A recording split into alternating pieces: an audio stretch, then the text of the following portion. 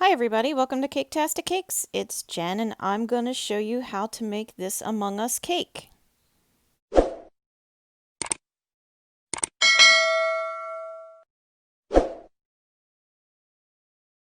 Okay, just like always, before we get started, if you need any tools or supplies that you see me using, if you check the link in the description below, it should be able to help you out.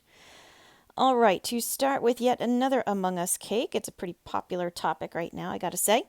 I started with a regular cake. It is an 8-inch cake that I made, and I am covering it in black fondant.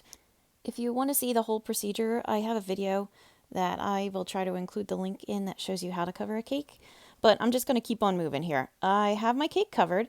I put it in the fridge to let it chill for a little while, and I went online and found a template of the Among Us, I guess, logo almost, and I printed it out so that the circle, as you saw, was pretty much the same size as my cake. I printed out 2 copies, okay? That's important if you're going to follow along with this video anyway. I printed out the one, so as you saw, I cut out the Among Us character, the crewmate, and the second one I'm cutting along the lines of the color starburst lines that are coming out from behind him.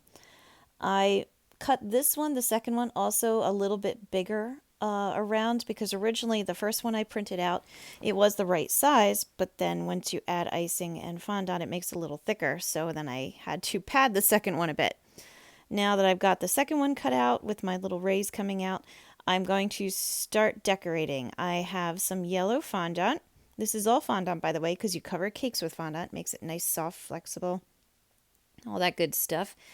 I got some yellow fondant that I rolled out, as you saw, and now I am tracing out the lines from my little starbursts. I am lifting up the dark panel because my printer's not a color printer.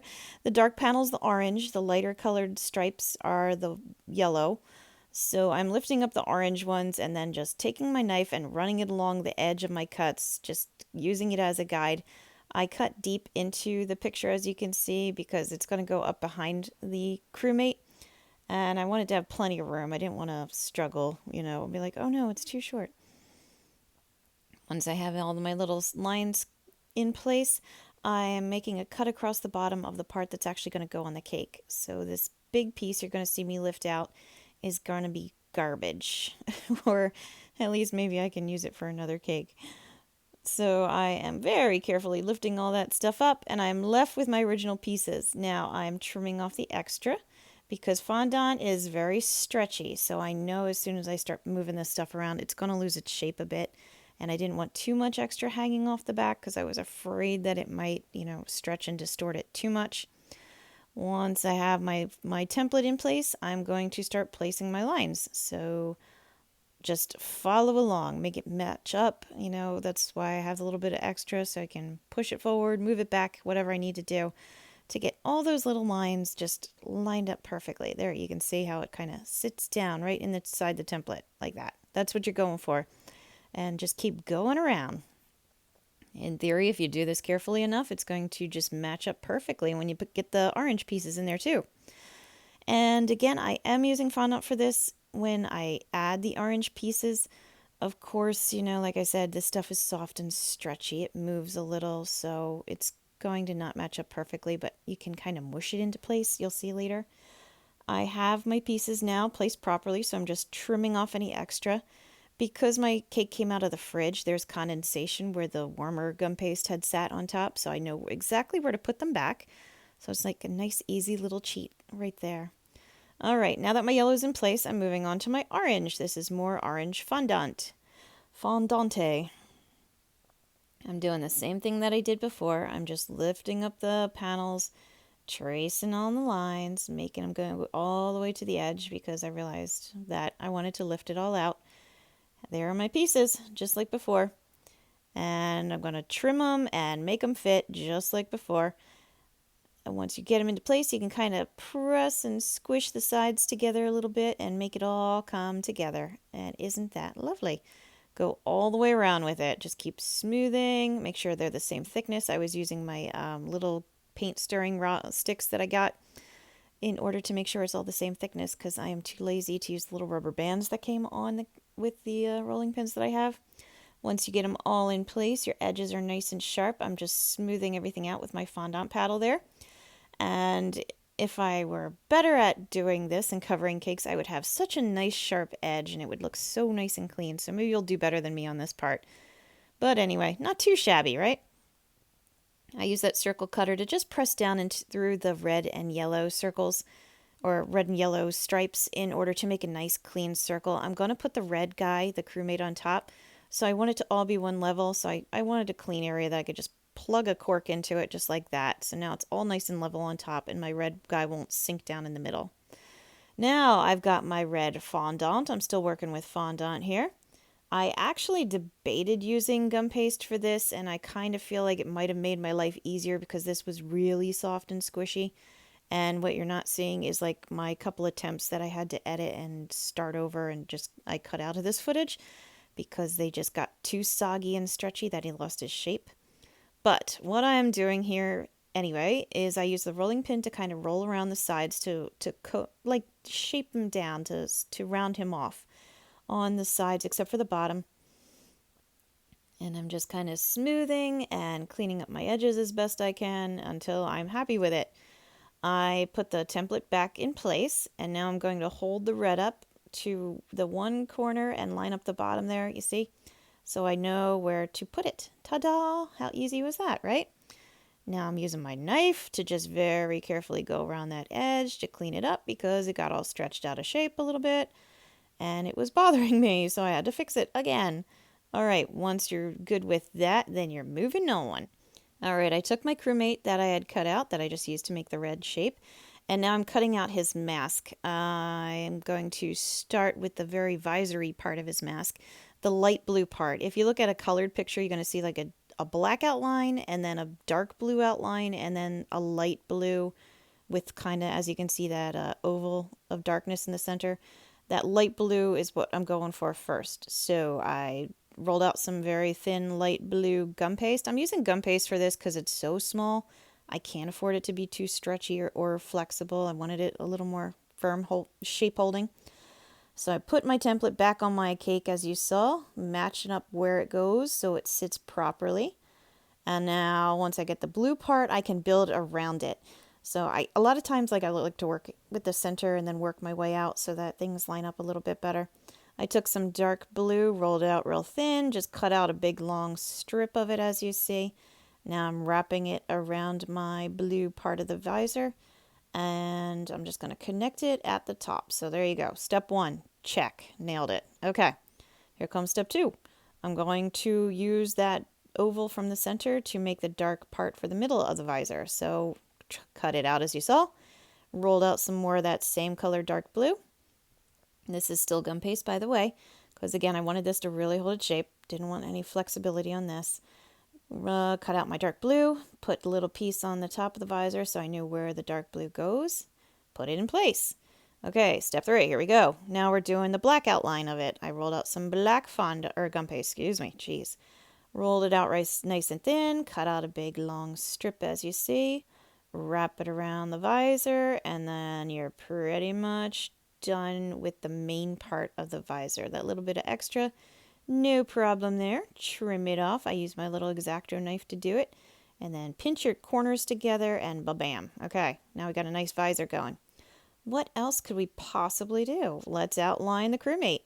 Taking the same black, I'm still using gum paste at this point because I wanted a nice firm edge, and I find personally, when you cut fondant out in really skinny strips like that little guy is that I wrapped around the crewmate, it stretches so easily, and then it just you end up with different thicknesses if it stretches. I don't know. I just am not that good, I guess. I like to work with the gum paste for those kind of fine details. All right, now that I got him outlined, I'm going back to his hand because he's all shush, keep it a secret. So, cut out the hand from the template, the same Crewmate template that I was butchering before. I trimmed out an outline, as you see, with my X-Acto knife using red fondant. I'm back to the fondant again, which I seriously debated using gum paste for, and I probably should have because it ended up stretching. And I had to redo it again a couple of times, which I cut out of the filming for you guys to see because you don't need to see me get mad. So put it into place as you saw by following the original template. And now I'm taking the same hand that I used before and I'm cutting out the bent fingers part. So it's going to have a little bit more of a 3-dimension. You're going to see when I place it on top in a second what I'm talking about. But this is just the bent fingers, so it's more coming out toward you. So put your template back in place. And yeah, there you go. So now you kind of see what I'm going with here. It's a little more 3-dimensional, right? A little more depth to it because, you know, Among Us crewmates need their depth, don't we all? Okay, once you get that in place, then you're going to use your veining tool or whatever type of tool you use just for pressing in little details. And I just pressed in a couple little lines to make it look like outlines of his fingers being bent. Now that that is done, I'm taking some more of my black gum paste, wrapping it around the entire hand completely. Okay, you can see where I went around the finger, around the top of the hand, whatever. Now I'm taking that same black again, another real skinny little strip, and I'm wrapping it around the second part that I just cut out. So the bent fingers and I guess like the ball of the hand or something, the bottom there, I'm wrapping it around that part as well. I'm going to add another little part. You're going to see, just make sure you press it into all the little corners and the nooks and crannies. I took a little piece of that same black and made like an upside down L, as you see there, and kind of press it in so it goes in and, you know, bends around a little bit to help accent the fingers bending. All right, almost done with this guy. Okay, I have some water and some copper color, food coloring, that I mixed together to make kind of a watercolor paint, basically. And I'm using a paintbrush that I got from Tico, I believe it is. They have a nice set of different size brushes. If you want to check it out, go right ahead. Don't have to. And I'm just painting a shadow, as you can see, underneath the visor. Now I'm going down the side of the body and and making a nice curve over toward the bottom of the hand. Watch if you decide to do this step. You don't have to, but if you decide to do it, watch the placement of your shadows. See where it lines up with the hand when you are down near the bottom, and watch where the shadows are on the hand itself. So I'm using that same food coloring mixture there to add shadows to the hands. I followed the crease that I made with the veining tool. I'm doing around the bottom, just follow the curves of the ball of the hand there. I'm going to add some to the bottom completely. I fill all that in, as well as the thumb, how it comes up on the side a little bit there. I'm going to follow the bottom of the fingers, you know, just wherever you see it. If you decide to do this, wherever you see it on the picture that you're following, just add it in there as best you can. You know, just follow along like a little Bob Ross, right? Isn't this? It's a happy little crewmate or something. So once you get all that done, then go to the other side. This can be a little bit more tricky if you need to cut your template up in order to follow the curve of the shading, then, you know, do that if you're not comfortable freehanding it like I'm doing here. I do tend to do things freehand when maybe I should cut them out, but that's just how I roll. I cut corners sometimes. I've never been shy about admitting that. But once you get your little shading all in place, he looks pretty good, right? Like, I really like how he came out. He's pretty simple. And because he's simple, you gotta pay attention to the details, because the few details that are there are what matter. I'm adding, it's hard to see, but what I'm adding are little tiny pieces of white gum paste that I rolled really thin and long. Those are the highlights that are on his visor. If you look at the pictures of him, you're going to see where to put it and where they go. So just be careful of that, is really all you have to do there. And now I'm just rolling out some white fondant that I happen to have sitting next to me. Otherwise, I could have used gum paste. This part I don't think matters, honestly. And I made a letter S, as you saw, and now I'm cutting up some pieces to make some letter H's, as you can see. And once I get them all in place, then I'm going to have my little character, and he's going to be going shush, because it's a secret. Who knows who the imposter is? And I'm sorry, I just realized that I had forgotten to mention that I put a little red border around the yellow and orange stripes, so you can kind of see it here. It just looked a little sloppy, so I wrapped it around to finish, and I forgot to record it, so apologies. However, once you put this all together, you got a really cool cake. It looks really sharp. So, I hope you found this video helpful. Please like and subscribe because I find that helpful. Check out my many other videos out there, as well as another Among Us cake. And as always, thank you for watching Caketastic Cakes.